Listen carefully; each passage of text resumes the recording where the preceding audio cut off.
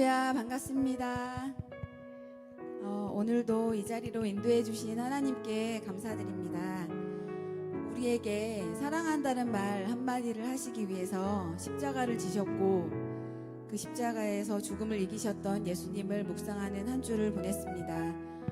이 시간 우리의 복잡한 마음의 문을 열고 예배의 문을 열고 우리 안에 들어오시기 위해 늘 언제나 우리를 기다리시는 영광의 왕을 찬양하겠습니다. 문들아 머리 들어라 찬양하겠습니다.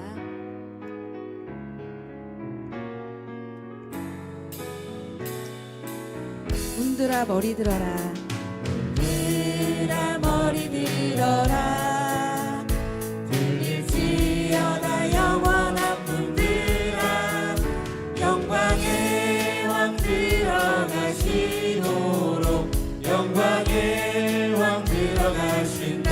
문들아 머리 들어라, 문들아 머리 들어라, 들릴지어다 영원한 문들아, 영광의 왕 들어가시도록 영광의 왕 들어가신다. 영광의 왕 누시뇨, 영광의 왕 누시뇨, 강하고 능하신 주로다, 전쟁에 능하신 주시라. 다 찬양 위대하신 왕, 왕께 만세, 왕께 만세, 왕께 만세. 당신은 영광의 왕이라.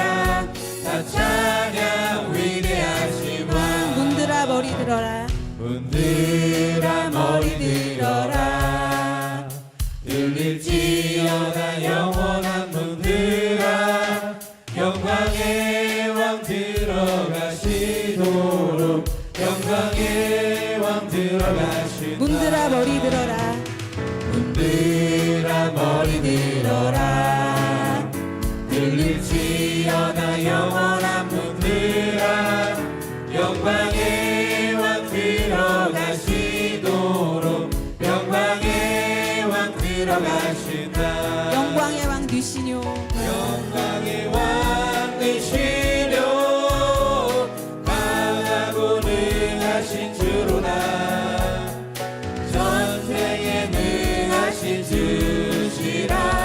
다 찬양 위대하신 왕, 왕께 만세, 왕께 만세, 왕께 만세. 당신은 영광의 왕이라. 다 찬양 위대하신 왕, 왕께 만세, 왕께 만세, 왕께 만세. 당신은 영광의 왕이라. 다 찬양 위대하신 왕. 찬양하세. 다 함께 찬양하겠습니다.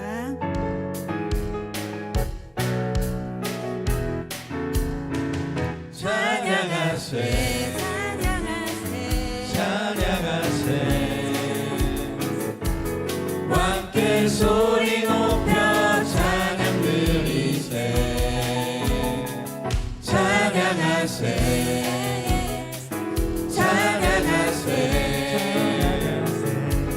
왕께 소리 높여 찬양 드리세. 찬양받기에, 찬양받기에 합당하신 주님, 언제나 동일하신 주, 언제나 동일하신 주. 무릎 꿇고서 주 이름 외치세. 예수 나의 왕, 예수 나의 왕, 예수 나의 왕. 아멘. 찬양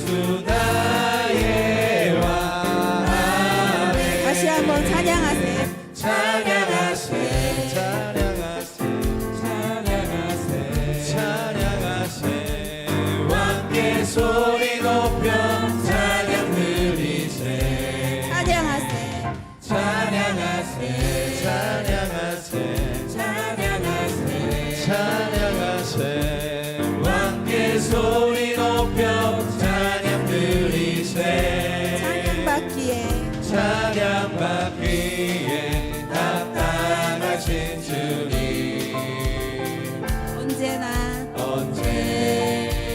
동일하신 주 무릎 꿇고서 주 이름 외치세 예수 나의 왕 예수 나의 왕 예수 나의 왕 아멘 예수 나의 왕 예수 나의 왕 예수 나의 왕 예수 나의 왕 아멘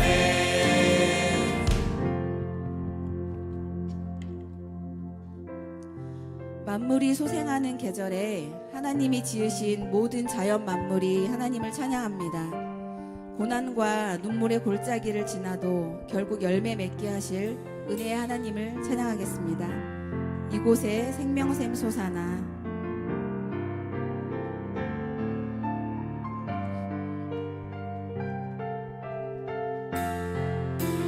이곳에 생명샘 솟아나 눈물 골짝 지나갈 때에 머자나 열매 맺히고 웃음소리 넘쳐나리라 이곳에 생명샘 솟아나 눈물 골짝 지나갈 때에 머자나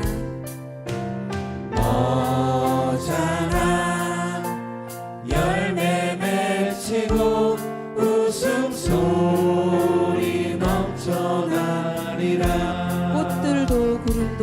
꽃들도 구름도 바람도 넓은 바다도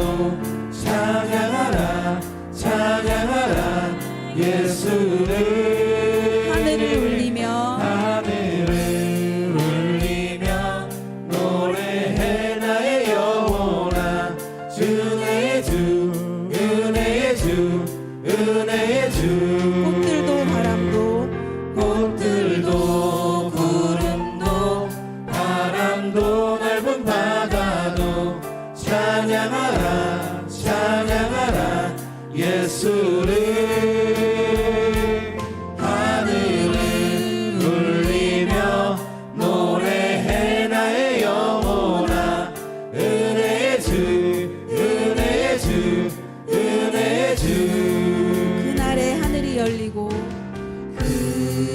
그날에 하늘이 열리고 모든 이가 보게 되리라 마침내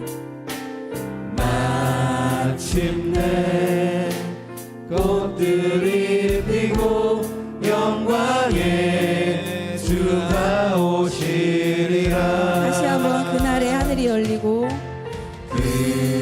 그날에 하늘이 열리고 모든 이가 보게 되리라 마침내 꽃들이 피고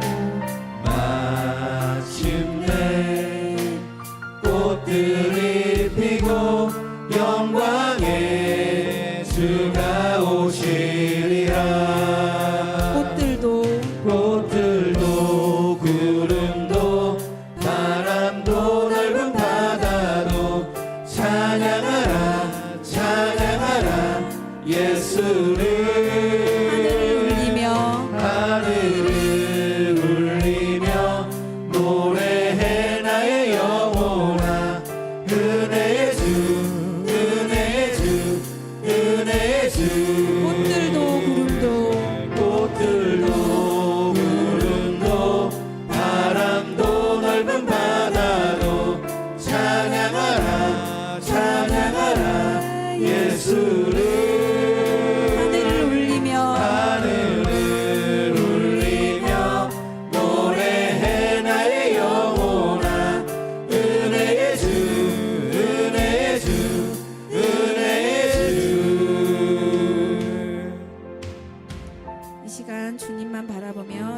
가운데로 나가겠습니다. 주만 바라볼지라 찬양하겠습니다. 하나님의 사랑을 사모하는 자, 하나님의 사랑을 사모하는 자, 하나님의 평안을 바라보는 자, 너의 모든 것 창조하신 우리 주님이 너를 얼마나 사랑하시는지 하나님께 찬양과 경배하는 자, 하나님의 선하심을 닮아가는 자, 너의 모든 것 창조하신 우리 주님이 너를 자녀 삼으셨네. 하나님 사랑의 눈으로 하나님 사랑의 눈으로 너를 어느 때나 바라보시고 하나님 인자한 귀로서 하나님 인자한 귀로서 언제나 너에게 기울이시니 어두움에 밝은 빛을 비춰주시고 너의 작은 신음에도 응답하시니 너는 어느 곳에 있든지 주를 향하고 주만 바라보시라. 하나님의 사랑을 사모하는 자, 하나님의 사랑을 사모하는 자, 하나님의 평안을 바라보는 자, 너의 모든 것 창조하신 우리 주님이 너를 얼마나 사랑하시는지 하나님께 찬양과 경배하는 자, 하나님의 선하심을 닮아가는 자, 너의 모든 것 창조하신 우리 주님이 너를 자녀 삼으셨네. 하나님 사랑의 눈으로 하나님 사랑의 눈으로 너를 어느 때나 바라보시고 하나님 인자한 귀로서 언제나 너에게 기울이시니 어두움에 밝은 빛을 비춰주시고 너의 작은 신음에도 응답하시니 너는 어느 곳에 있든지 주를 향하고 주만 바라보시라. 주만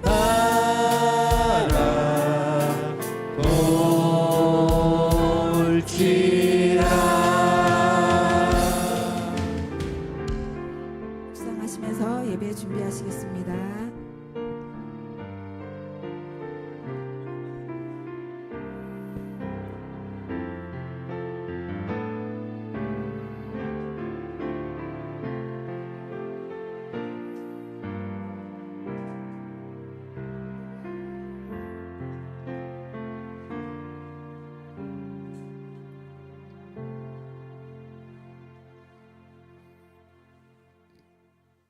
감사합니다. 오늘도 우리에게 생명과 하나님의 영을 저에게 주셔서 하나님을 찬양하고 하나님을 예배하게 이 자리에 불러주신 성령님께 감사드리면서 4월 12일 주일 예배 하나님께 신령과 진정으로 드리겠습니다. 다 같이 묵상으로 기도하겠습니다.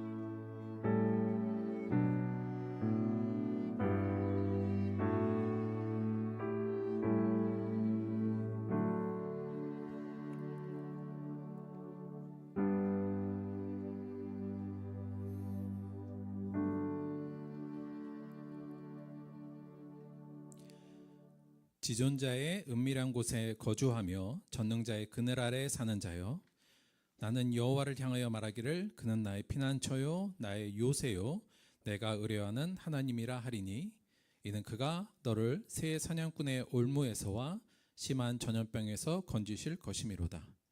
그가 너를 그의 깃으로 덮으시리니 내가 그의 날개에 피하리로다. 그의 진실함은 방패와 손 방패가 되시나니, 너는 밤에 찾아오는 공포와 낮에 날아드는 화살과 어두울 때 퍼지는 전염병과 밝을 때 닥쳐오는 재앙을 두려워하지 아니하리로다. 아멘. 사도신경으로 신앙 고백 드리겠습니다.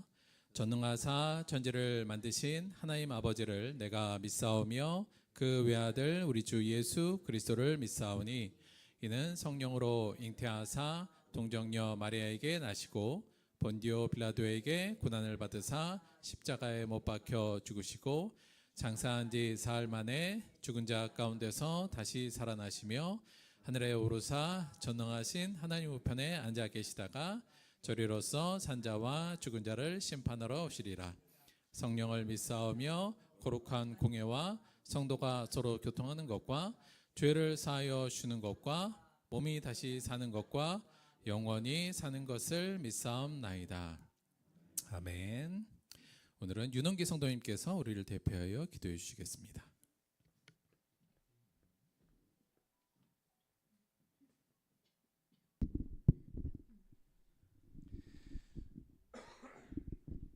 기도드리겠습니다. 전능하신 하나님 아버지, 주일 아침 날을 허락하시고 우리로 하여금 다시금 주님 앞에 나와 예배할 수 있도록 허락하여 주심을 참으로 감사드립니다. 하루하루의 세상의 분주함 속에서도 주의 전을 사모하는 마음을 잃지 않게 하시고 오늘 이 자리까지 인도해 주신 하나님의 은혜를 찬양합니다. 각지의 삶 속에서 지친 심령과 흐트러진 삶의 자리를 다시금 말씀으로 붙드사 회복과 새로워짐의 은혜를 경험하는 주일의 예배가 되게 하여 주시옵소서.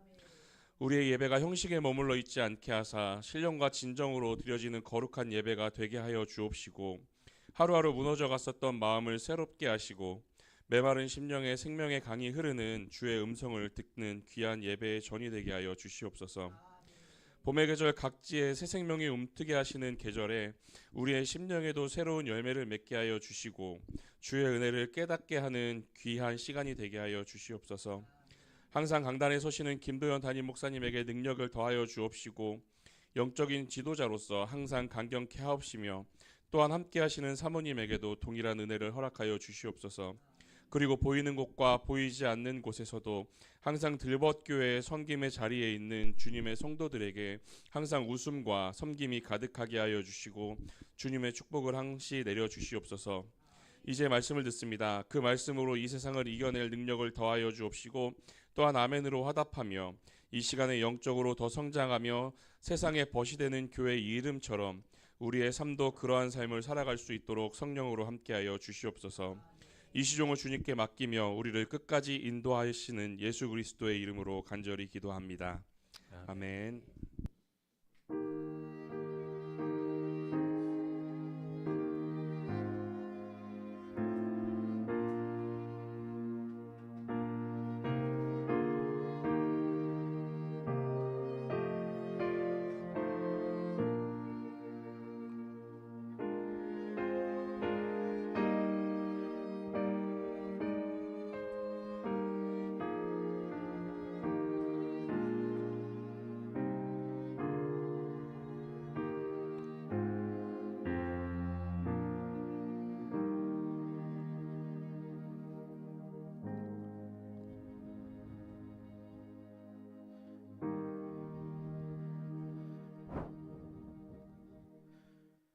감사합니다.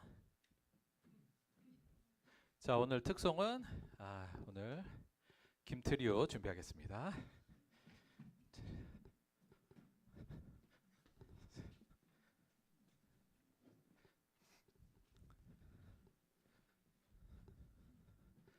앉고 마이크.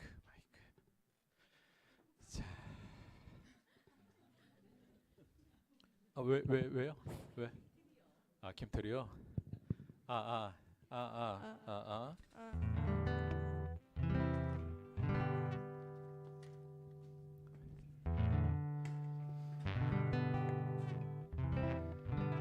한번 해볼까?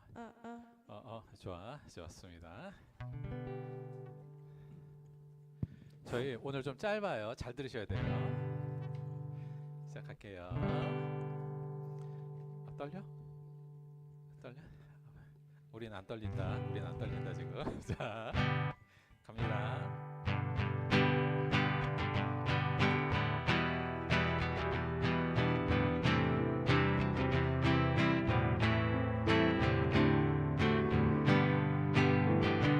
항상 기뻐해요. 항상 기뻐해요. 항상 기뻐해요. 주님 주신 기쁨 쉬지 말고 기도해요. 쉬지 말고 기도해요. 쉬지 말고 기도해요. 기도는 우리 호흡 범사에 감사해요. 범사에 감사해요. 범사에 감사해요. 모든 일 주님 주관하시니 이는 그리스도 예수 안에서 우리를 향하신 하나님의 뜻이니 항상 기뻐해요. 쉬지 말고 기도해요. 범사에 감사해요.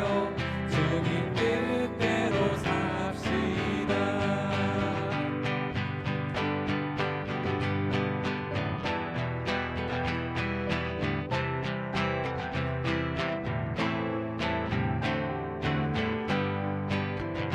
항상 기뻐해요. 쉬지 말고 기도해요. 범사에 감사해요. 주님 뜻대로 삽시다. 항상 기뻐해요. 쉬지 말고 기도해요. 범사에 감사해요. 주님 뜻대로 삽시다. 주님 뜻대로 삽시다. 주님 뜻대로 삽시다.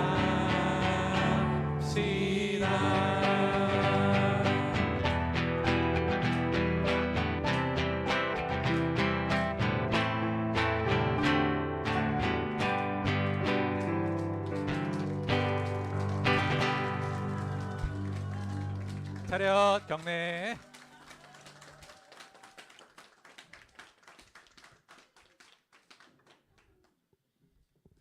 여기다 둡시다.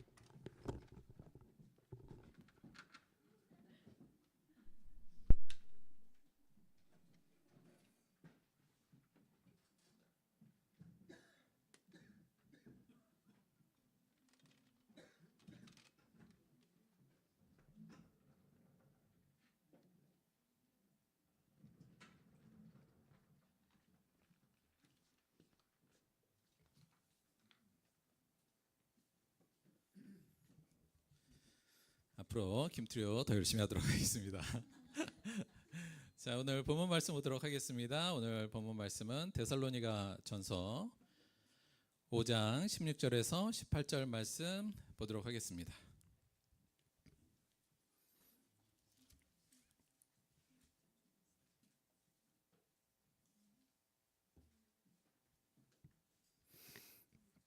신약성경 332페이지 데살로니가 전서 5장 16절, 17절, 18절 세 절의 말씀 보도록 하겠습니다.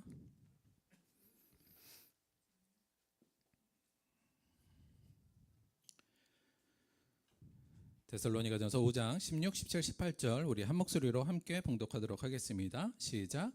항상 기뻐하라, 쉬지 말고 기도하라, 범사에 감사하라. 이것이 그리스도 예수 안에서 너희를 향하신 하나님의 뜻이니라. 아멘. 요거 맞춰서 찬양한 거예요. 예. 예. 자, 오늘 제목은 우리를 향한 하나님의 뜻, 이런 제목으로 우리 하나님의 말씀 함께 묵상하도록 하겠습니다. 자, 오늘은 요즘 기름값 비싼데 올리브 오일 걸고, 비싼 거예요. 오늘 올리브 오일 걸고 퀴즈 들어갑니다. 오늘은 자, 인물 퀴즈. 나는 누구일까요? 정답을 아시는 분은 바로 손을 들고 정답 외쳐주시면 돼요. 자, 힌트 들어갑니다. 자, 오늘 비싼 거예요. 자, 자, 나는 누구일까요? 첫째. 준비됐어요? 자, 첫째. 나는 1937년 한국을 방문해서 강연을 통해 희망을 전했다. 자, 여기서 맞추면 큰일 나죠. 자, 일단 힌트는 우리나라 사람 아니네요. 그렇죠? 한국을 방문했으니까 우리나라 사람 아닌 것 같아요. 두 번째, 이 사람은 하버드 대학을 졸업 후에 인권 및 사회운동을 많이 했던 인물입니다. 어렵죠? 아, 죄송합니다. 너무 어려운 거 아니에요? 아, 참. 이게 갈수록 좀 나와요. 좀 나와요. 제이였나? 미안해. 자, 여기서부터 조금 알만합니다. 여긴 모를라나? 잠깐. 세 번째, 이 사람이 The Story of My Life라는 자서전을 쓴 사람입니다. 자, 모르겠죠. 자, 여기서 이제 마지막 요 힌트에서 바로 나와요 이제. 자, 준비하시면 돼요. 네 번째, 앤 설리번 교수와의 만남으로 운명이 바뀌었다. 자, 빨리 정답, 손 들고 정답. 누구? 가은이. 정답. 자, 가은이 앞으로 나오세요. 가은이 앞으로 나오세요.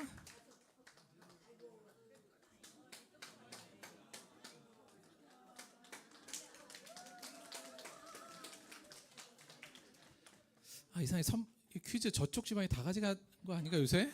약간 그런 느낌인데.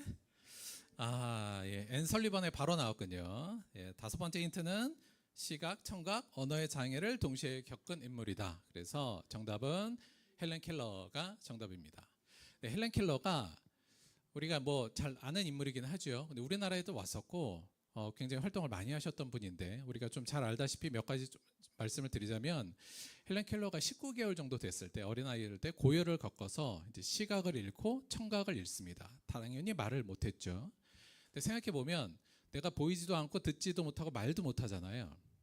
그럼 이제 소위 말하면 외부 세상과 뭔가 이 접촉점이 생길 수 있는 곳이 거의 없지 않습니까? 그러니까 이게 거의 암흑 속에서 침묵 속에서 살아가는 삶인데 우리가 알다시피 한 5, 6세? 7세인가 요때 이제 앤 설리번이라는 선생님을 만나죠. 그래서 이 선생님을 통해서 이제 교육을 받고 세상과 소통하는 모습이 됩니다. 그런데 참 인상 깊은 건 이게 어떻게 단어를 알려줄 수가 없어요. 그렇죠? 그러니까 보이지도 않고 들리지도 않으니까 말도 못하니까 이게 어떤 단어를 설명해 주기가 너무 어렵잖아요. 그러니까 이 헬렌 켈러가 어떻게 단어라는 걸 처음에 이제 익히게 됐냐면 흐르는 물에 손을 이렇게 댄 거예요. 설리번 선생님이. 그러니까 뭔가 차가운 느낌이 들잖아요. 물이 흐르는 그 촉감 거기에다가 손에다가 이 워터라는 글자를 쓴 겁니다. 그러니까 헬렌 켈러가 이 느낌이 워터라는 글자하고 그때부터 매칭을 하기 시작했어요. 그러면서 글자를 이제 하나씩 배워갑니다. 되게 대단하죠. 결국 그걸 통해서 글도 쓰고 하버드 대학도 들어갔다가 졸업하고 이제 이렇게 된 거예요. 그러니까 이제 어마어마한 사람이기도 하고 나중에는 말을 하기 시작했습니다. 근데 어떻게 했냐면 듣지 못하는데 어떻게 말을 해요? 보지도 못하는데. 그러니까 말을 어떻게 하게 했냐면 선생님의 이 촉각은 살아 있으니까 그러니까 입에다 손을 대고 입이 움직이는 거하고 요 목의 떨림 있잖아요. 이제 그거를 감지한 다음에 그걸 감지해서 자기와도 비슷한 떨림과 입 모양으로 말을 하기 시작했어요. 그러니까 실제로 강연했던 모습을 들으면 그러니까 일반 사람이 들으면 조금 듣긴 어려운데 분명하게 영어로 말을 했고 약간의 통역은 필요했지만 실제로 소통이 될 정도로 나중에는 말을 하기 시작했습니다. 그러니까 참 대단한 인물이고 몇 세 정도까지 사셨을까요? 여기 나와 있지만 88세까지 사셨어요.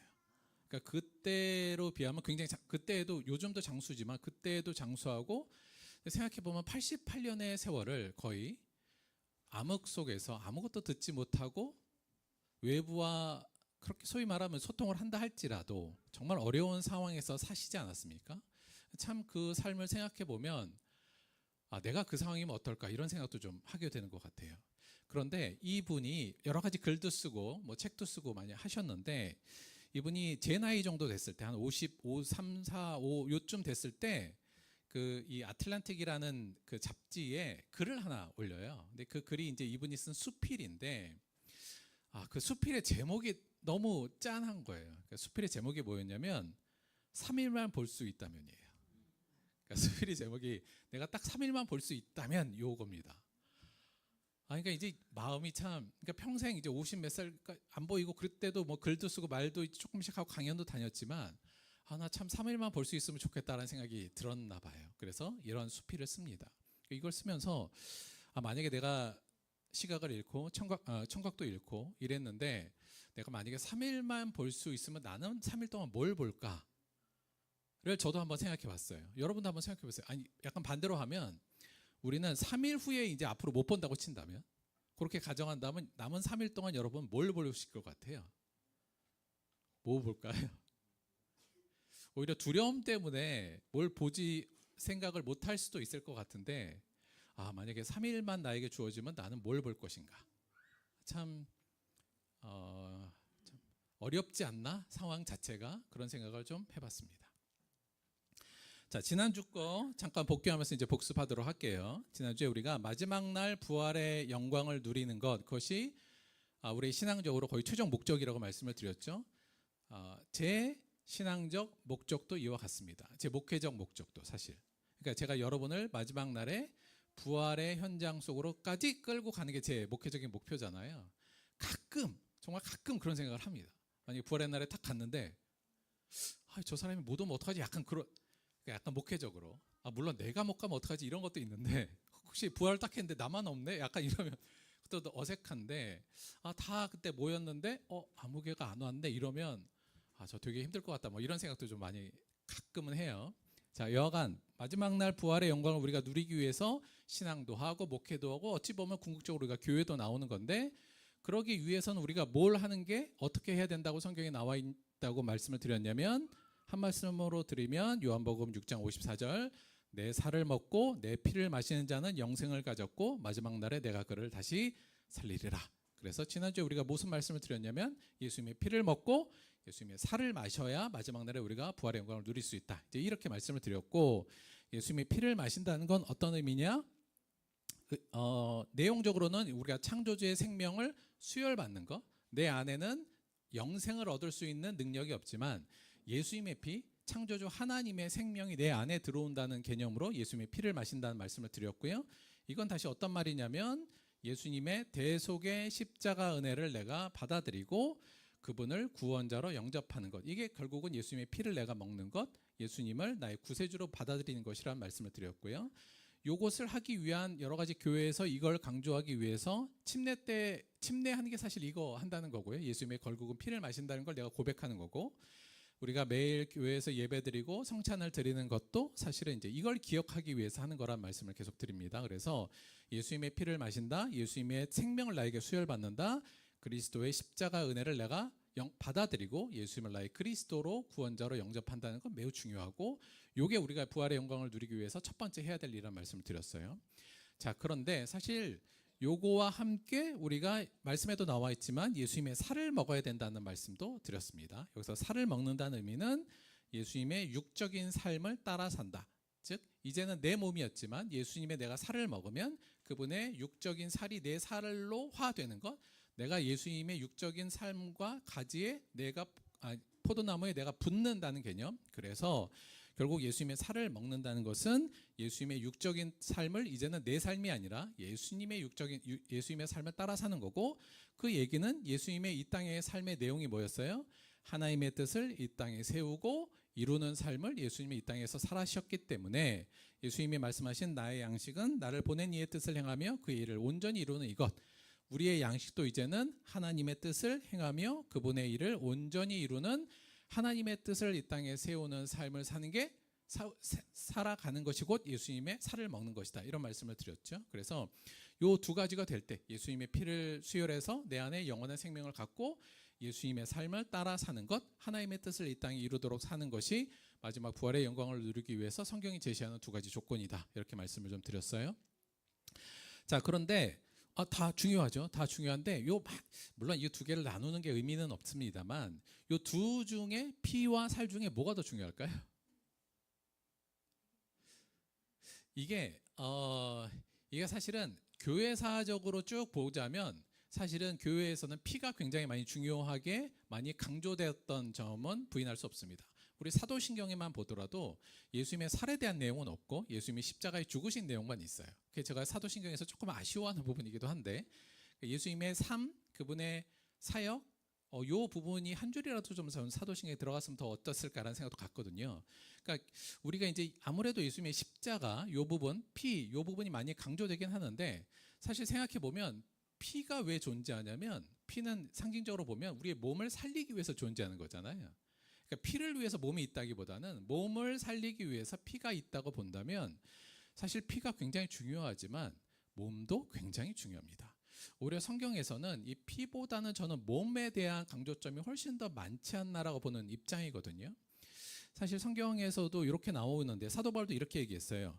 우리는 그가 만드신 바라. 이건 이제 예수님이 우리의 구원을 창조로 빗대서 말씀하시는 건데 우리는 그가 만드신 바라 그리스도 예수 안에서 선한 위를 위하여 지으심을 받았나니 이렇게 돼요. 이 일은 하나님이 전에 예배하사 우리로 그 가운데서 행하게 하려 하심이라. 그러니까 우리가 예수님을 통해서 우리를 새롭게 창조하신 것, 우리를 구원하신 것은 우리를 천국 보내려고가 아니라 그건 나중의 결과고 궁극적인 목적은 그리스도 예수 안에서 선한 일을 위하여 우리를 지었다.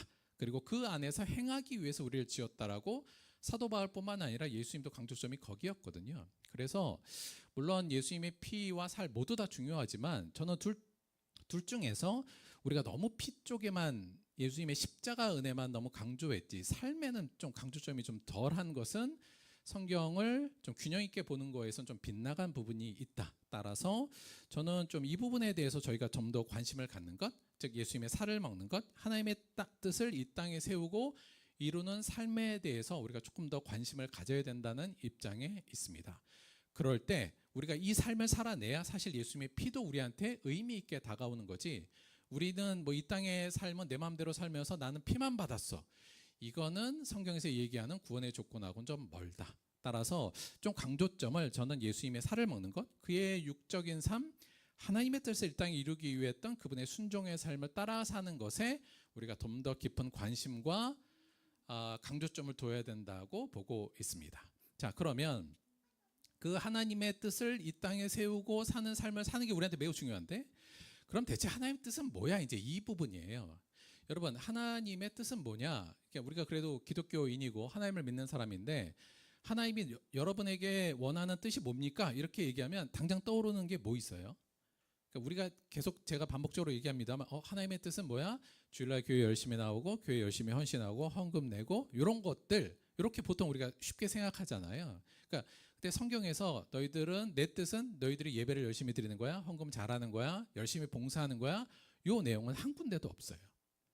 자, 그러니까 요게 나쁘다는 게 아니라 요건 뜻을 위해서 수단으로 우리에게 중요한 거지. 진짜 하나님의 뜻 우리가 이 땅에서 하기를 원하는 것이 주일날 와서 예배드리고 찬송하고 요것만을 원하시는 건 아니라는 거. 이 부분은 다시 한번 말씀을 좀 드리면서 그럼 하나님의 뜻은 뭐냐? 우리가 이 땅에 세우고 이루어야 될 뜻은 뭘까요? 우리 그동안 공부 많이 해서 이거 대답 못하면 안 돼요. 자, 일단 그 전에 이것은 명확해요. 뭐냐면 이 의미는 우리가 하나님의 뜻을 이 땅에 세우는 삶을 살아야 된다는 건 나의 뜻을 세우고 이루는 삶이 아니라는 것을 다시 한번 생각을 하셔야 됩니다. 그러니까 나는 내 뜻도 세우고 하나님 뜻도 세우겠어. 이 관계가 아니라 하나님의 뜻을 세운다는 건 풍요와 안정과 세상의 영광을 누리는 소위 사탄이 예수님을 시험할 때 썼던 이런 것들을 나는 포기하고 하나님의 뜻을 세우겠다는 식으로 가야 된다는 겁니다. 그러니까 첫째, 우리가 하나님의 뜻을 이 땅에 세우는 삶이란 근본적으로 나의 뜻을 세우고 이루는 삶을 포기하고 내려놓는 게 근본적으로 필요하다. 이걸 전제하고 있다는 사실은 첫째 기억하셔야 된다는 거 말씀을 드리면서 그러니까 이것도 하나님의 뜻이죠. 요게 다시 말하면 세상이 원하는 뜻 혹은 나의 뜻, 세상에서 풍요롭고 안정적이며 영광을 얻는 세상의 영광을 얻는 그 삶에 대한 포기가 하나님의 뜻의 또 하나의 첫 번째 내용일 수도 있고요.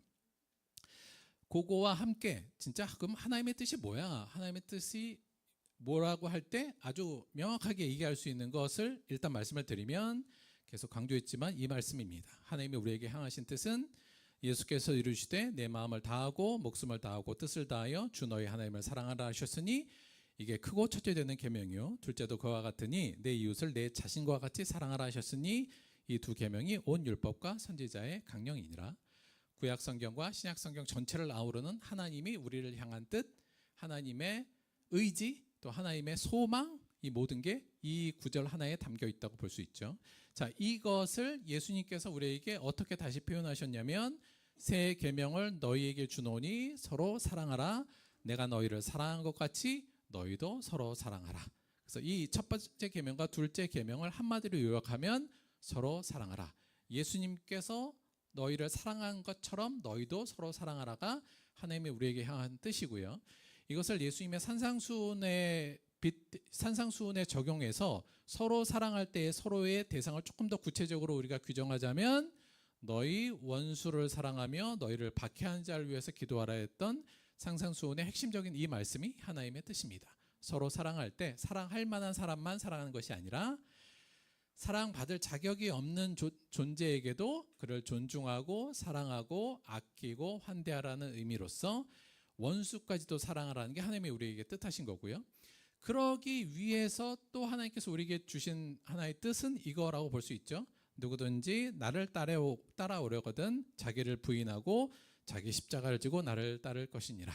우리가 누구를 사랑하려면 나를 부인할 수밖에 없는 부분이니까 예수님께서 자기를 부인하고 십자가에 지셔서 우리를 사랑하셨듯이 우리 또한 나를 부인하는 그 비움의 내용, 그 부분이 하나님이 우리를 위한 또 하나의 뜻이라고 볼 수 있습니다. 요거는 한 결이에요. 다시 말하면 하나님을 사랑하고 이웃을 사랑하고 서로 사랑하고 원수를 사랑하고 자기를 부인해서 자기 십자가를 지는 것, 요거는 큰 하나의 흐름이라고 볼 수 있을 것 같습니다.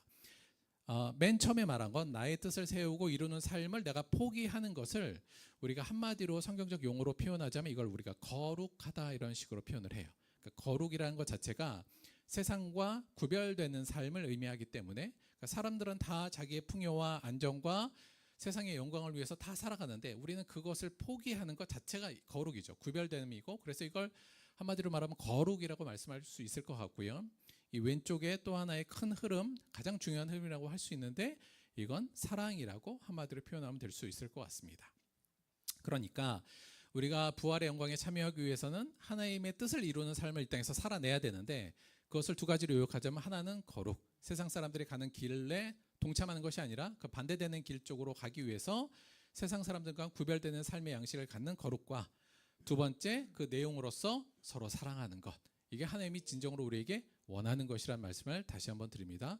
교회에 열심히 나오고 매일 봉사하고 새벽기도 나오고 헌금 열심히 해도 거룩하지 않고 세상 사는 것을 그대로 쫓아가고 있고 서로 사랑에 대한 내용이 전혀 없다면 궁극적으로 그 안에 예수님의 살이 있다고 보기가 어렵고 그 안에 진정한 예수님의 피가 돌고 있다고 우리가 보기가 어려운 거예요. 그러니까 어렵죠.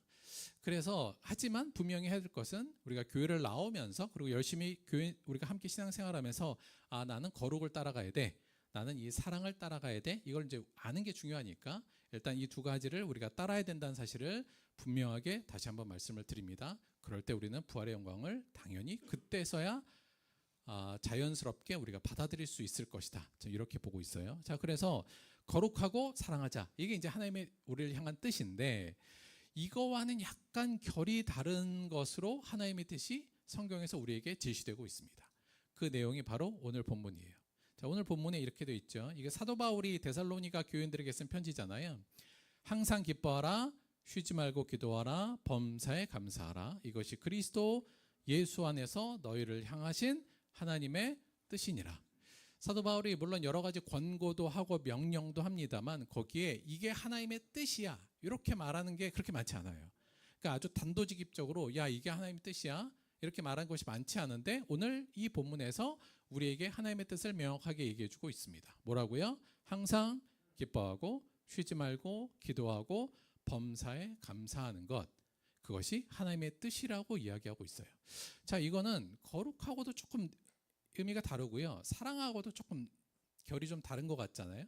또 하나의 하나님의 뜻으로 저희들이 오늘 이 부분을 좀 규정하고 함께 이야기하려고 합니다. 자, 이 내용은 대체 왜 하나님이 이걸 우리에게 근본적인 내 뜻이다, 너희에게 원하는 내 뜻이다 이렇게 말했는지 한번 살펴보도록 하죠. 일단 구조적으로 좀 볼게요. 구조적으로 오늘 본문이 데살로니가서 5장 16절에서 18절까지 이렇게 돼 있어요. 여기 있는데 요 앞절에는 대체 사도 바울이 어떤 내용을 쓰고 있는지를 한번 살펴봅시다. 11절부터인데 그러므로 피차 권면하고 서로 덕을 세우기를 너희가 하는 것 같이 하라. 형제들아, 우리가 너희에게 구하노니 너희 가운데서 수고하고 주 안에서 너희를 다스린 자를 권하는 자들을 너희가 알고 그들의 역사도 말미암아 사랑 안에서 가장 귀히 여기며 너희끼리 화목하라. 또 형제들아, 너희를 권면하노니 게으른 자들을 권계하고 마음이 약한 자들을 격려하고 힘이 없는 자들을 붙들어주며 모든 사람에게 오래 참으라. 삼가 누가 누구에게든지 악으로 악을 갚지 말게 하고 서로 대하든지 모든 사람을 대하든지 항상 선을 따르라.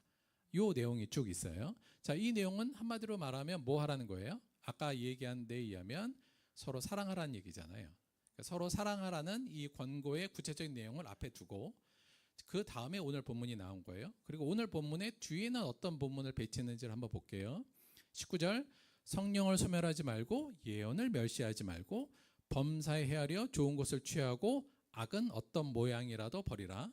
평강의 하나님이 친히 너희를 온전히 거룩하게 하시고 또 너희의 온 영과 혼과 몸이 우리 주 예수 그리스도께서 강림하실 때 마지막에 부활할 때 흠없이 보존되기를 원합니다. 이거죠. 한마디로 말하면 악에서부터 우리가 떠나서 마지막 날 그날까지 우리가 악으로부터 침탈당하지 않고 온전히 보존되어서 그날에 너희들이 있게 되기를 원한다. 그런 의미로 성령도 소멸치 말고 하나님의 말씀도 멸시치 말고 범사에 대해서 좋은 것을만 취하고 악을 버리라. 이 내용을 하고 있어요. 자, 이 내용은 어떤 내용이라고 한마디로 다시 정리할 수 있을까요? 이건 거룩이죠. 악을 버리라는 의미, 세상을 쫓지 말라는 의미로 이건 거룩입니다. 자, 그러니까 하나님이 우리에게 요청하신 뜻, 성경이 명확히 얘기하고 있는 두 가지의 뜻, 서로 사랑과 거룩이라는 두 주제를 앞과 뒤에 놓고 그 가운데 이 내용을 배치하고 있는 거예요. 그러면서 뭐라고 얘기하냐면 이것이 그리스도 예수 안에서 너희를 향하신 하나님의 뜻이다, 이렇게 얘기하고 있죠. 자, 그럼 이건 서로 사랑과 거룩과 굉장히 밀접히 연관되어 있는 것 같은 구조적인 모습을 보이잖아요. 어떤 연관성이 있을까요? 저는 이걸 어떤 연관으로 볼 수 있냐면, 즉 항상 기뻐하고 쉬지 말고 기도하고 범사에 감사라는 하나님의 뜻을 우리가 행할 때 그것이 서로 사랑과 거룩의 뿌리가 되며 동력이 되는 것이라고 볼 수 있다고 봅니다. 즉 우리가 서로를 사랑하려는 이 하나님의 뜻을 실천하기 위해서, 그리고 거룩함을 추구하기 위해서는 근본적으로 너희는 이걸 해야 돼, 이겁니다. 그것이 하나님의 뜻으로서, 그러니까 어찌 보면 조금 더 근원적이고 근본적이며 진짜 하나님의 사랑인, 그러니까 서로 사랑과 거룩을 우리가 쫓아가기 위한 힘, 동력으로서 하나님께서 우리에게 원하시는 바라고 볼 수 있죠. 따라서 항상 기뻐하고 쉬지 말고 기도하고 범사에 감사하라는 것이 어찌 보면 우선순위로 이게 좀 먼저일 수 있습니다. 그러니까 이게 돼야 그 다음에 서로 사랑과 거룩으로 우리가 나아갈 수 있다, 이렇게 볼 수 있는 거죠. 그렇다면 하나님의 뜻 중에서 어찌 보면 이 내용이 훨씬 더 우리에게는 기초적이면서도 근원적으로 중요한 부분이라고 볼 수 있습니다. 다시 회고하면 우리가 진짜 부활의 영광을 누리려면 항상 기뻐하고 쉬지 말고 기도하고 범사에 감사하는 삶을 살아야 된다. 이제 이렇게까지 저희가 결론을 내릴 수 있겠죠. 자, 그만큼 중요하다면 이제 우리는 대체 이 항상 기뻐하고 쉬지 말고 기도하고 범사에 감사라는 게 어떤 의미인지를 다시 이걸 좀 더 저희가 구체화해서 우리 삶으로 끌어들여야 되니까 이걸 조금 더 구체화 한번 해보도록 하겠습니다. 자, 일단 두 번 그 끝에부터 한번 볼게요. 왜냐하면 이것이 하나님의 뜻이기 때문이다. 그리스도 안에서 너희를 향한, 원래 순서대로 하면 이렇게 돼요. 이게 하나님의 뜻이다라고 하는 뜻, 텔레마라는 이 뜻이라는 단어가, 그러니까 이게 하나님의 소위 말하면 소원이에요. 그러니까 우리를 향한 하나님의 바램, 소원 혹은 명령이라고까지도 우리가 얘기할 수 있는 부분이죠. 그러니까 이게 너희를 향한이야. 근데 여기서 향한을 위한으로 바꿔도 상관은 없거든요. 그러니까 너희가 잘 되기 위한, 그리고 너희를 향해서 하나님의 뜻인데 결국은 그리스도 안에 쓰잖아요. 그러니까 예수님을 통해서 너희를 구원한 목적도 사실은 이거야, 이렇게까지 저희가 이야기할 수 있어요. 그러니까 다시 말하면 이것을 행하는 것이 그리스도가 이 땅에 오신 목적이기도 하고, 이것을 통해서 이것이 우리를 위한 하나님의 선물이라는 개념으로도 저희에게 다가오는 겁니다. 그 내용이 뭐냐면 항상 기뻐하고 쉬지 말고 기도하고 범사에 감사하라는 거예요. 근데 이게 대체 뭘 어떻게 하라는 거냐? 이제 이걸 저희가 좀 구체화해야 되는데, 그래서 항상 기뻐하라니까 매일 하면서 웃으면서 24시간을 보내라는 거냐? 쉬지 말고 기도하라면 그 24시간 교회 와서 기도하라는 얘기냐? 범사에 감사하라니까 매일 감사만 하면서 살라는 거냐? 이제 저희가 여러 가지 고민이 되잖아요. 이 부분을 조금 더 우리 현실 안에서 의미를 조금 더 구체화해서 적용하는 방법을 한번 생각해 보도록 하겠습니다. 일단 세 가지 내용이 전체가 다 부사가 앞에 붙잖아요. 항상, 쉬지 말고, 범사에, 요거잖아요. 그러니까 요게 이제 어찌 보면 같은 다 의미이고 단어로 지금 이야기하는데 약간 이제 언어만 좀 바꾼 내용이죠. 이 말이 대체 의미하는 게 뭘까? 대체 사도 바울이 이렇게 강조하는 바는 뭐냐? 그러니까 끊이지 말고 계속적으로 항상이라는 의미의 단어를 부사를 계속 썼는데, 저는 이거를 우리가 이렇게 이해하면 훨씬 더 좋을 것 같아요. 뭐냐면 항상 쉬지 말고 범사에는, 즉 우리 모든 일상 속에서 이렇게 이해하면 조금 더 나을 것 같습니다. 그러니까 이걸 너무 그냥 액면 그대로 받아들여서 난 24시간 기도할 거야, 이게 아니라 우리의 일상 속에서 기뻐하고 일상 안에서 감사하며 일상 안에서 기도하라는 의미로 보는 거죠. 그러니까 우리의 매일의 삶 속에서 이렇게 하라, 이런 식으로 우리가 이해하는 게 조금 더 좋을 것 같아요. 자, 그렇다면 첫 번째, 그 다음에 명령형이 3개 나오잖아요. 기뻐하고 기도하고 감사하는 거예요. 자, 이 중에서 먼저 기도하는 것부터 한번 살펴봅시다. 쉬지 말고 기도하라. 다시 말하면 모든 일상 속에서 기도하라는 얘기잖아요. 이거 어떻게 하라는 얘기일까요? 어떻게 우리가 일상 속에서 매일 쉬지 않고 기도할 수 있을까? 물론 뭐 시간을 정해놓고 저희가 하루에 1시간이든 2시간이든 뭐 기도하고 그것도 좋습니다. 그것도 해야 될 부분인데, 여기서 이야기하는 기도하라는 의미를 저는 이렇게 이해하면 좋을 것 같아요. 뭐냐면 우리가 하나님께 기도한다는 건 결국 뭘까요? 첫째는 하나님께 내가 기도한다는 건 하나님의 존재와 하나님의 역사를 인지한다는 얘기입니다. 그러니까 내가 기도하는 순간 누구에게 기도해요? 하나님께 기도하잖아요. 그러니까 이 얘기를 우리가 일상 속에서도 쉬지 말고 기도하라, 일상 속에서 기도하라는 건 일상 속에서 매일 하나님을 일단 인지하라는 의미로 이해하면 좋을 것 같습니다. 그러니까 매일 하나님을 인지하는 거예요. 내 머릿속에 하나님이 계시고 그가 운행하신다는 사실을 계속 인지하는 것, 이걸 기도로 표현할 수 있을 것 같아요. 자, 하나님을 인지하고 그 다음에 일상 속에서 기뻐하는 건 우리의 감정적인 거잖아요. 그러니까 기도하라는 인지적인 부분이고 기뻐하라는 건 감정적인 부분으로 우리가 볼 수 있습니다. 그럼 뭘 감정적으로 기뻐하라는 건데, 뭘 기뻐하느냐? 하나님에 대해서 기뻐하고, 또 하나 하나님이 우리에게 주신 은혜를 인지하고 그것을 기뻐하는 거죠. 자, 기뻐하는 게 감정적이라면 감사하다는 것도 감정적이긴 하지만, 저는 감사하다라는 건 조금 더 그 이후에 나가는 거, 기쁜 감정을 행동으로 표현하는 것까지가 감사, 이렇게 볼 수 있을 것 같아요. 물론 그래서 감사는 입술로 감사도 되고 행동으로도 감사할 수 있지만, 그 기쁘고 기쁜 내용을 하나님께 행동으로 표현으로 보여주는 게 감사한 거죠. 자, 그래서 기뻐하라, 기도하라, 감사하라를 이렇게 엮어서 하나의 문장으로 요거를 만든다면 이렇게 만들 수 있을 것 같습니다. 즉 뭘 하라는 거냐면, 모든 일상 속에서 내 매일매일의 삶 속에서 하나님과 그로 인한 모든 은혜, 그로부터 온 모든 은혜를 인지하고 기뻐하고 감격하고 감사해라. 이게 오늘 말씀인 항상 기뻐하고 쉬지 말고 기도하고 범사에 감사하라를 우리가 이해하는 하나의 중요한 해석의 모습으로 저희가 받아들여도 될 거라는 생각이 듭니다. 근데 이 부분이 명령형이잖아요. 기뻐하라, 기도하라, 감사하라가 다 명령인데, 이 명령형의 의미를 조금 더 살리자면 한마디로 이렇게 표현할 수 있을 것 같습니다. 너의 일상을 그 속에 녹아있는 하나님과 그 속에 녹아있는 그 은혜를 발견하고 즐기고 기뻐하고 감사하는 매일로 경영하라.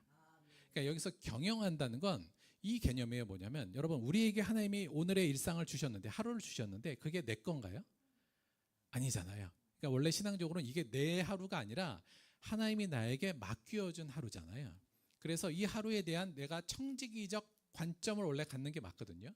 그러면 이 하루를, 나에게 주신 이 하루를 잘 경영하라고 주신 거예요. 그래서 경영의 관점을 좀 전 넣었으면 좋겠어요. 그러니까 내 하루를 내가 잘 경영해야 돼요. 하나님 맡겨줬으니까. 근데 경영의 내용이 뭐예요? 기뻐하고 기도하고 감사하는 게 경영의 내용이죠. 즉 그 내용이 매일 하루하루를 내 일상을 하나님을 인지하고 그 은혜를 인지하면서 그것을 내가 누리고 즐기면서 하나님께 감사하도록 네 하루하루를 경영해 계획하고 관리하고 운영해야 돼. 이 얘기를 지금 하고 있다는 겁니다. 자, 이걸 그래서 경영하라는 의미를 조금 더 강조해서 저희가 이 부분을 조금 더 현실화 시켜야 될 것 같아요. 즉 하나님의 은혜 안에서 내 일상을 행복하게 경영하라는 거예요.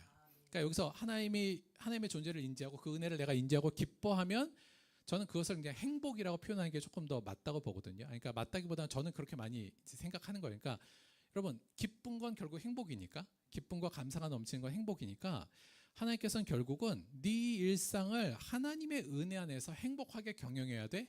행복하게 네가 관리하고 만들어야 돼. 이게 하나님 우리에게 주신 뜻이라는 거죠. 이 내용을 조금만 더 구체적으로 봐서 그럼 이 경영의 목적이 뭐냐, 목표는 뭐냐라고 할 때 오늘 하루를 내가 경영해야 되는데 그 목표를 이렇게 일단 잡읍시다. 첫째는 이건 전제되어 있는 건데 이 내용은 결국 하나님의 은혜 안에서 일상을 행복하게 경영하라는 이 말은 즉 나의 일상이 불안이나 분노나 우울에 빠지도록 방관하면 안 된다는 얘기입니다.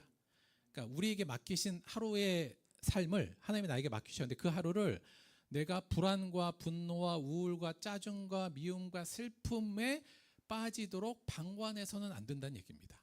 물론 우리의 일상이 때로는 흐리기도 하고 비도 오고 바람도 불고 힘들고 고통스러운 것들이 있지요. 하지만 오늘의 말씀은 그 상황 속에서도 그것을 그대로 방관하지 말고 행복하게 경영해야 된다는 것이 오늘 이 말씀의 중요한 포인트예요. 그래서 우리에게 맡겨진 오늘 하루를 불안이나 분노나 우울이나 혹은 슬픔이나 혹은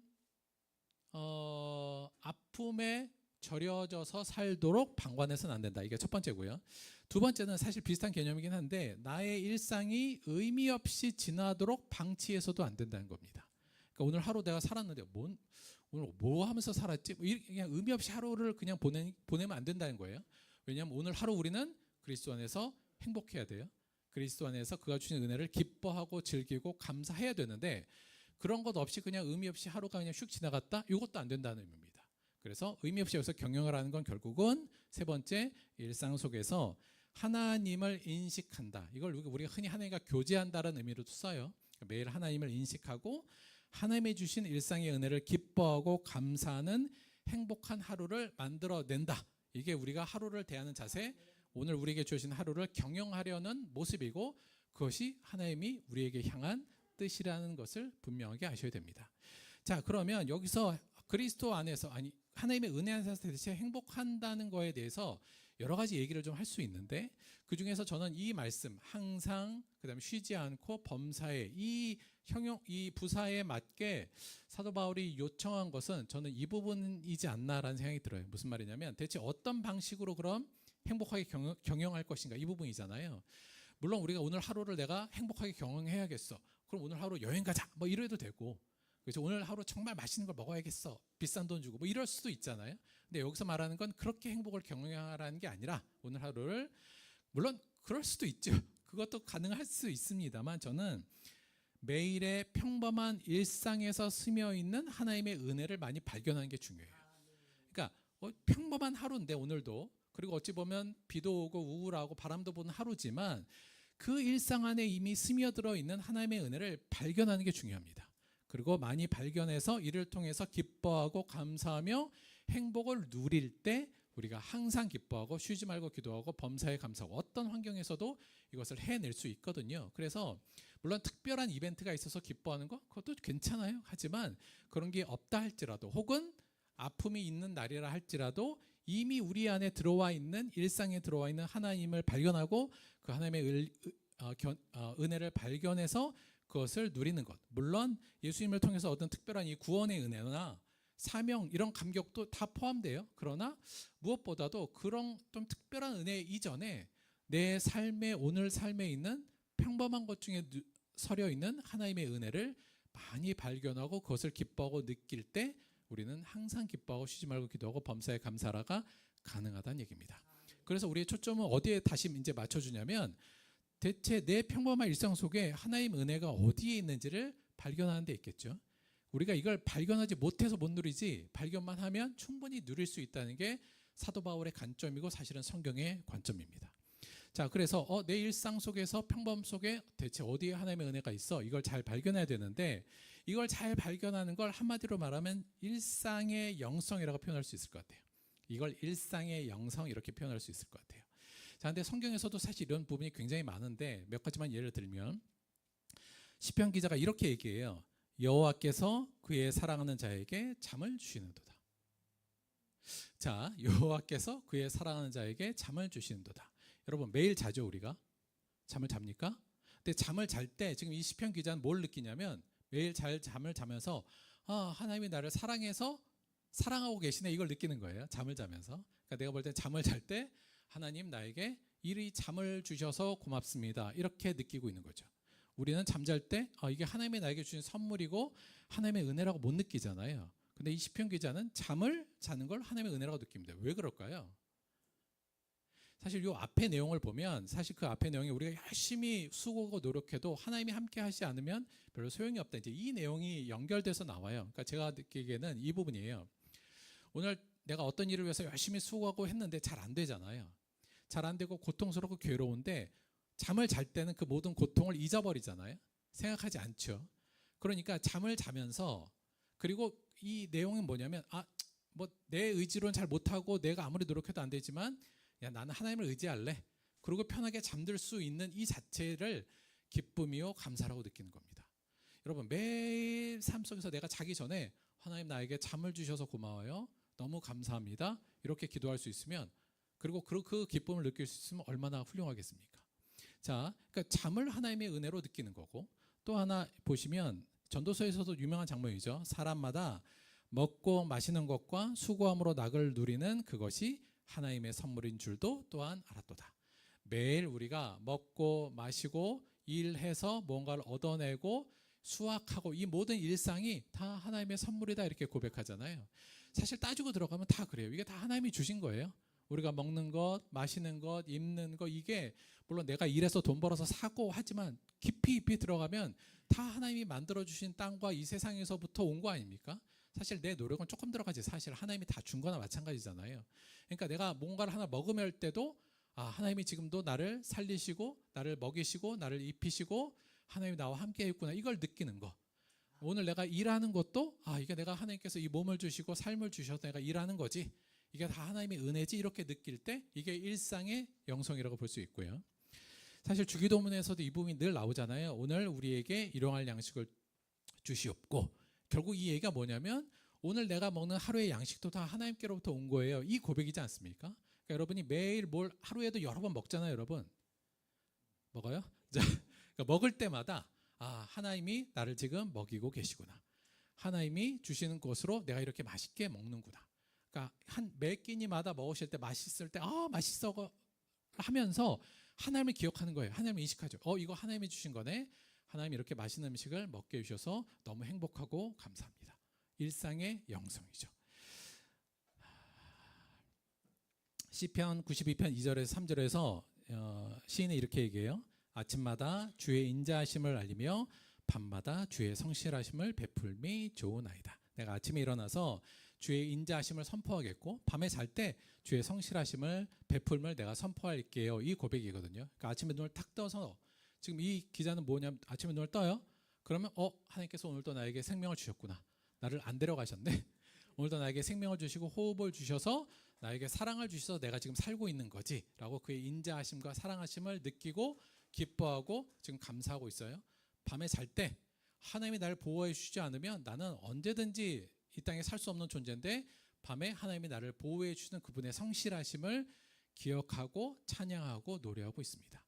자, 이렇게 되면 그러니까 이런 것들만 따지면 아침에 눈을 뜨고 밥을 먹고 일을 하고 저녁에 잠자는 그 순간 모든 순간이 사실은 다 하나님의 은혜 안에 있는 거고 그 하나님의 은혜를 내가 인지하고 그것을 누리고 기뻐하고 즐겨하면서 감사하는 것 이게 가능해요. 이게 일상의 영성이고 그냥 무리하게 말하는 게 아니라 사실 이게 더 깊이 묵상하면 진짜 하나님의 은혜거든요. 그래서 오늘 내가 사는 삶 전체가 하나님의 선물이고 하나님의 은혜이고 하나님의 기적이다라고 고백한다면 그래서 내 일상의 영성을 이렇게 살리는 것 그것이 곧 매일 하나님을 인지하면서 그가 주신 은혜를 기뻐하고 감사의 감격을 외치는 항상 기뻐하고 쉬지 말고 기도하고 범사에 감사하는 게 되는 거죠. 그래서 저는 이게 사실 작년부터 계속 강조해 왔던 거예요. 기억하시죠? 우리가 매일의 삶을 살면서 물론 주일날 교회에 와서 이렇게 하나님을 직접적으로 대면하고 예배드리는 것도 중요해요. 그러나 그것은 일상의 사실은 영성을 위해서 사실 저희가 하는 거죠. 더 중요한 건 여러분의 매일의 삶 속에서 이렇게 하나님을 발견하고 그 하나님의 은혜를 누리는 것이 하나님이 우리에게 원하시는 진정한 뜻이라는 사실을 꼭 기억하시기 바랍니다. 그래서 항상 기뻐하라, 쉬지 말고 기도하라, 범사에 감사하라를 이렇게 표현했으면 좋겠어요. 즉 이거요, 간단한 그냥 고백이에요. 하나님 땡땡땡 해주셔서 저 행복해요, 감사합니다. 이것으로 하루를 계속 채우는 거예요. 이거 연습하면 그렇게 어렵지 않습니다. 그러니까 아침에 일어나면 눈을 뜨자마자 하나님 저에게 눈을 뜨게 해주시고 오늘도 생명을 주시고 오늘 저에게 하루를 주셔서 너무 행복해요, 감사합니다. 아침에 일어나서 저는 아침에 그 모닝 커피 마시면서 하나님 너무 커피 마시게 해주셔서 감사해요, 행복합니다. 이게 너무 맛있고 행복해요. 제가 살아있고 하나님이 이렇게 커피를 주셔서 너무 맛있네요. 일할 때도 마찬가지. 여러분 직장 가시면서도 물론 약간 개떡 같은 직장이고 뭐 이렇겠지만 하나님 저에게 일할 수 있는 신체와 능력과 생명을 주시고 일자리를 주셔서 너무 고맙습니다. 너무 행복해요, 감사합니다.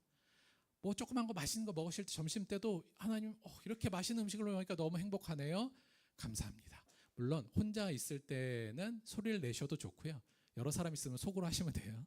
그러니까 이 내용을 하루하루 속에서 계속 내 마음에 많이 채우려고 노력하다 보면 내 일상에 있는 하나님의 은혜들이 자꾸 보이기 시작하고 그 보이는 게 많아질수록 그럴수록 우리는 하나님을 매일매일 인지하고 그분을 바라보면서 그분이 주시는 은혜를 기억하고 누리고 기뻐하면서 감사하면서 오늘 하루를 채우고 경영하게 되는 거죠.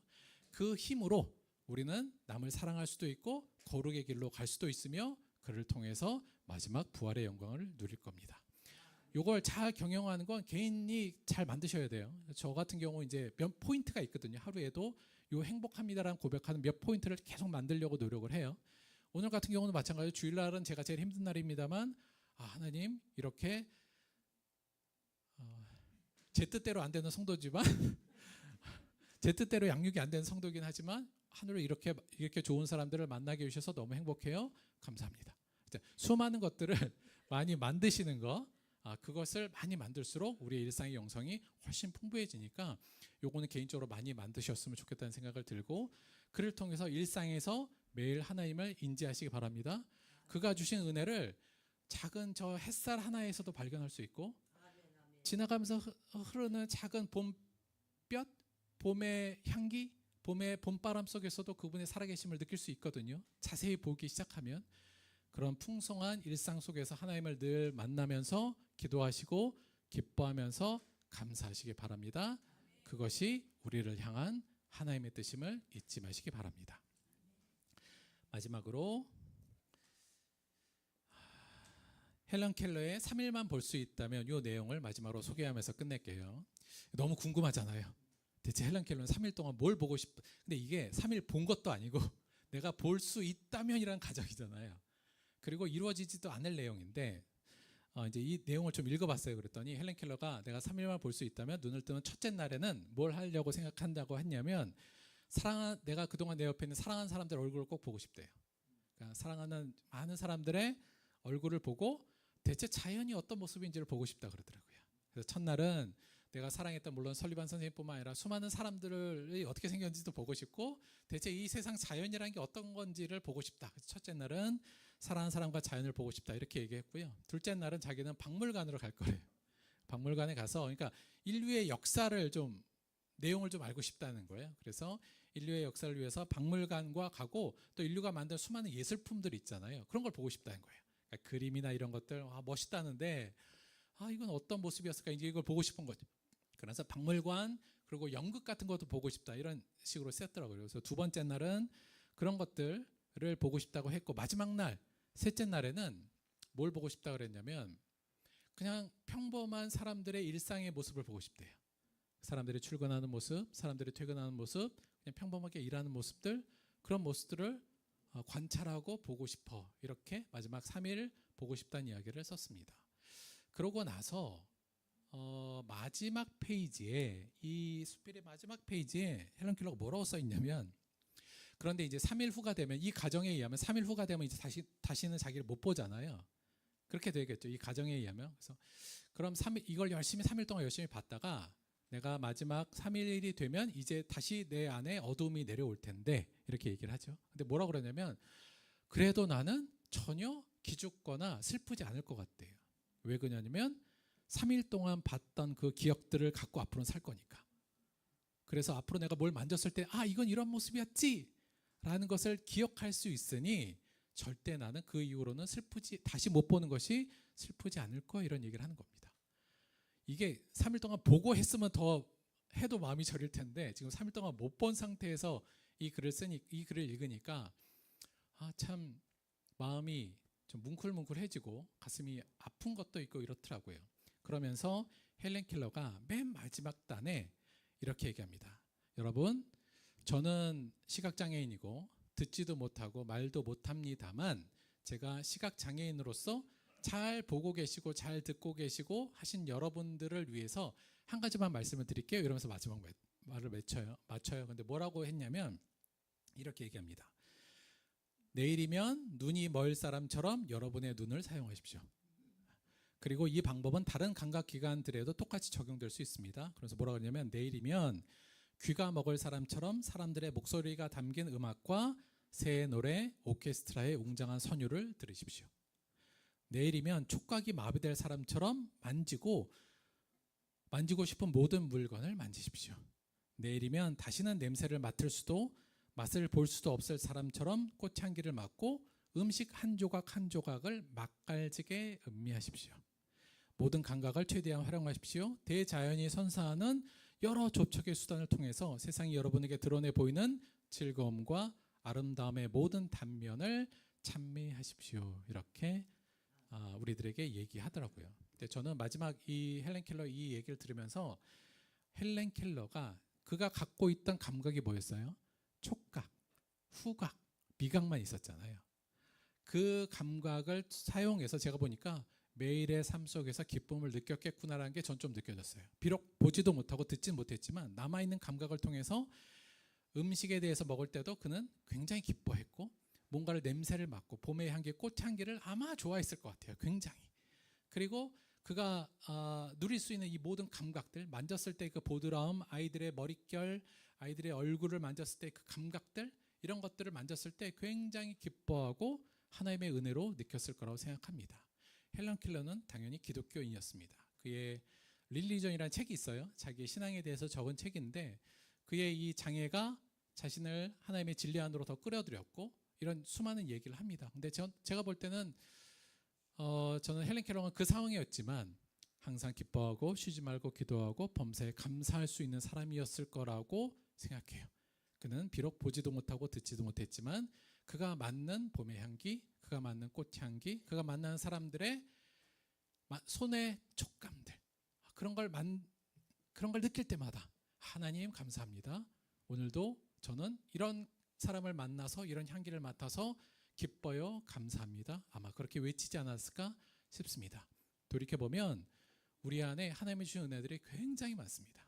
오늘 하루 볼 수 있는 것, 냄새를 맡는 것, 만질 수도 있고 느낄 수 있는 이 모든 것이 하나님의 은혜임을 기억하시고 매일의 삶에서 하나님을 인지하시고 하나님이 주신 수많은 것들을 기뻐하시면서 감사하게 되는 저 여러분이 되기를 주님의 이름으로 축원드립니다.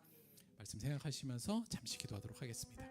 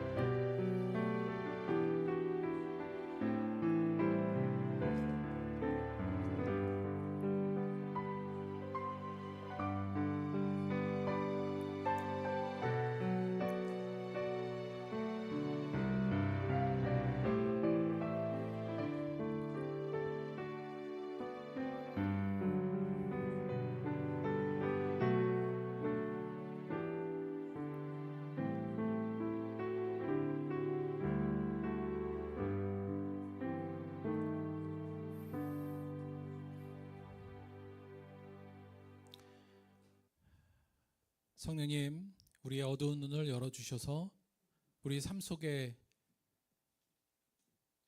이렇게 많은 하나님의 살아계심의 영광을 볼 수 있는 눈을 허락하여 주옵소서.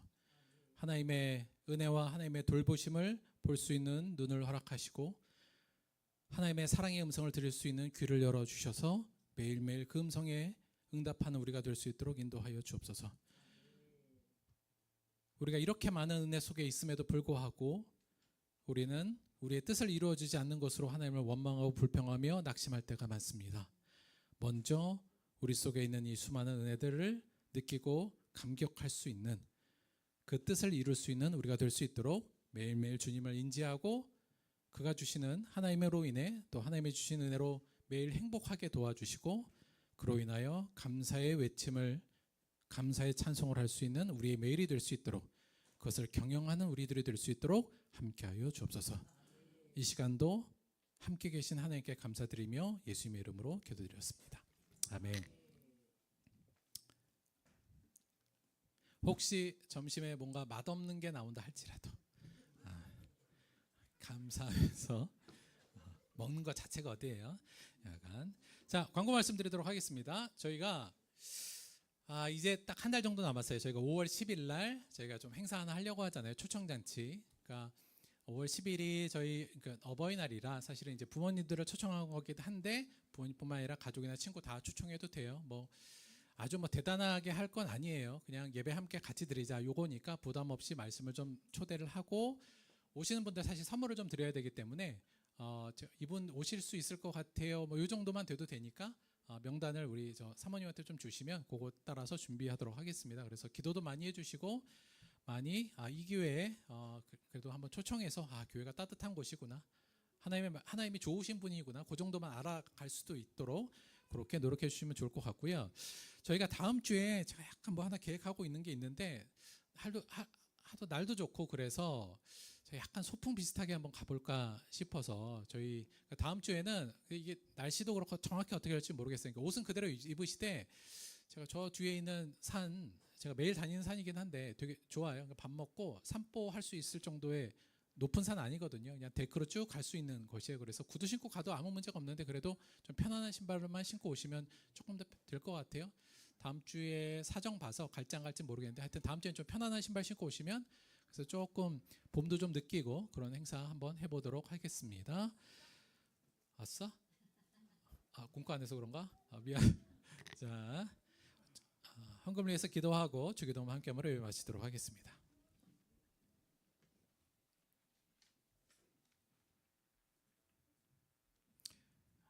하나님 그냥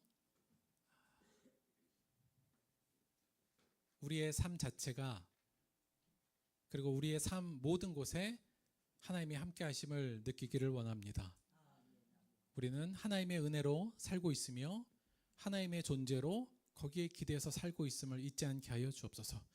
우리의 삶 곳곳에 녹아있는 하나님의 은혜를 발견하고 기뻐하며 행복하게 하게 도와주시고 그 동력으로 거룩한 사랑의 삶을 살아내는 우리들이 될 수 있도록 인도하여 주옵소서. 우리에게 이렇게 큰 은혜를 주신 하나님께 감사하여 예물로 하나님께 나왔습니다. 예물을 드린 손길마다 이 하나님의 기쁨이 넘쳐나게 도와주시고 예물이 드린 모든 곳에 그것이 활용되는 모든 곳에 이 하나님의 놀라운 은혜가 전파될 수 있도록 역사하여 주옵소서.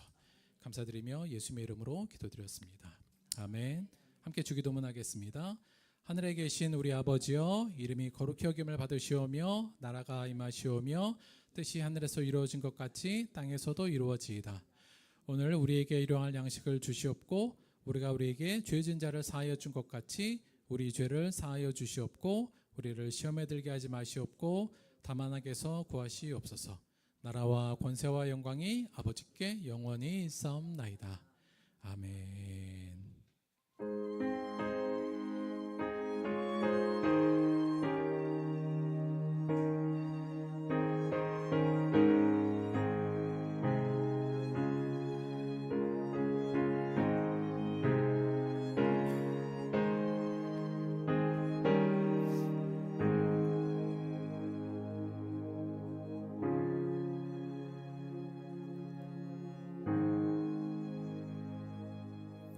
하나님께 감사의 박수 드리겠습니다. 수고하셨습니다.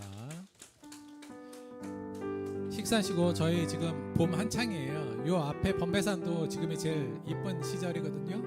봄도 잘 누리시고 즐기시기 바랍니다. 수고하셨습니다.